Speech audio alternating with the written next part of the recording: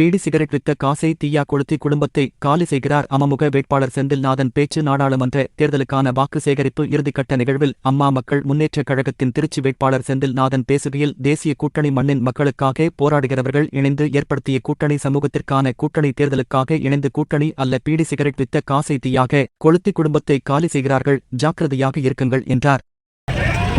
நடக்கப் போகின்ற தேர்தலிலே, அதாவது நாளை மறுநாள் 2 நாள், இந்த 2 நாள் நம்ம இந்த டைம்ல இதோட பிரச்சாரம் முடிஞ்சாலும் இனிமேல் தான் நாம் கண்ணும் கருத்துமாக இருக்க வேண்டும்.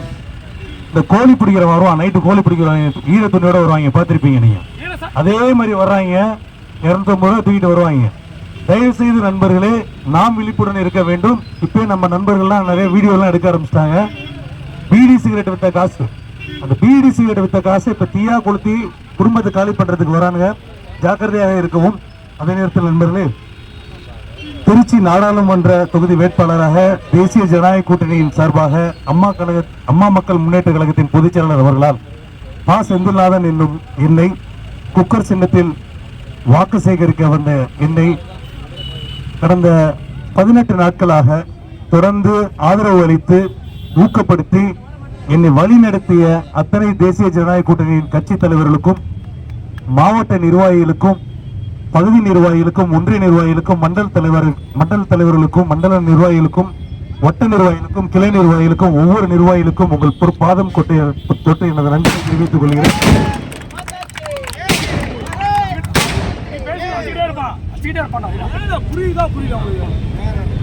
இந்த தேசிய ஜனநாயக கூட்டணி என்பது இந்த மண்ணிற்காக, இந்த மண்ணின் மக்களுக்காக போராடும் தலைவர்களை ஒன்றிணைத்த கூட்டணி. எந்த சமரசமும் இல்லாமல் இந்த மண்ணிற்காக, தாங்கள் சார்ந்த சமூகத்திற்காக, தன்னுடைய மக்களுக்காக போராடும் கூட்டணி. ஏன்னா இது வெறும் தேர்தலுக்காக இணைஞ்ச கூட்டணி கிடையாது. அதனாலதான் ஏற்கனவே காவிரி ஆத்துல போய் உட்கார்ந்து இந்த மண்ணிற்காக உறுதிமொழி எடுத்தோம். இது தேர்தல் மட்டுமல்ல, இனிமேல் தான் புதிய ஒரு அரசியல் அத்தியாயம் ஆரம்பிப்பாகிறது.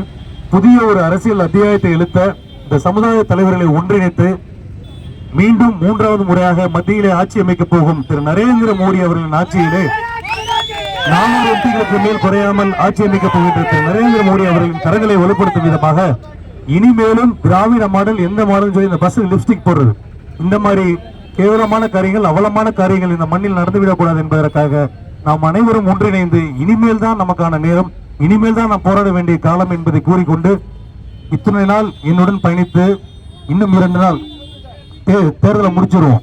தேர்தலை முடிச்சு இந்த குக்கரை கொண்டு போய் கரை சேர்த்து குக்கரை வெட்டி விசிலடிக்க வச்சதுக்கு அப்புறம் நாம் அனைவரும் இனிமேல் ஒன்றாக பயணிக்க வேண்டும். அது உண்மையிலே நெகிழ்வாக இருக்கிறது இந்த தருணம் என்பது. எனவே மீண்டும் ஒரு முறை உங்கள் அனைவருக்கும் எனது நன்றிகளையும் வாழ்த்துக்களையும் தெரிவித்துக் கொண்டு, கடந்த 98ஆம் ஆண்டு முதல் 2004ஆம் ஆண்டு வரை நாடாளுமன்ற உறுப்பினராக இந்த மண்ணில் அவர் போட்ட பாலம் தான் 6 பாலம்.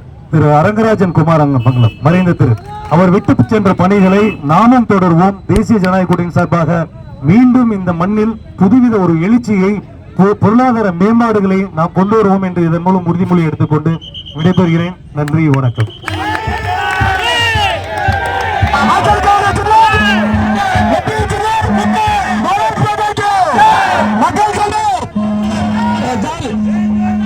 நன்றி.